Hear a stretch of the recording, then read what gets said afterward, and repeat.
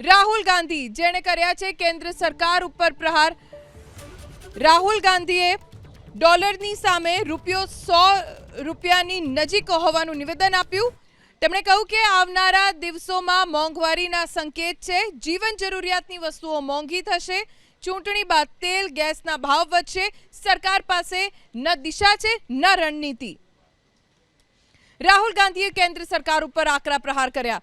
ડોલરની સામે ₹100ની નજીક હોવાનું નિવેદન આપી રાહુલે કહ્યું કે આવનારા દિવસોમાં મોંઘવારી વધશે। જીવન જરૂરિયાતની વસ્તુઓ મોંઘી થઈ જશે। ચૂંટણી પછી તેલ અને ગેસના ભાવ પણ વધી જશે। રાહુલ ગાંધી જેણે કર્યા છે કેન્દ્ર સરકાર ઉપર પ્રહાર। રાહુલ ગાંધીએ ડોલરની સામે ₹100ની નજીક હોવાનું નિવેદન આપ્યું। તેમણે કહ્યું કે આવનારા દિવસોમાં મોંઘવારીના સંકેત છે। જીવન જરૂરિયાતની વસ્તુઓ મોંઘી થશે। ચૂંટણી બાદ તેલ ગેસના ભાવ વધશે। સરકાર પાસે ન દિશા છે ન રણનીતિ।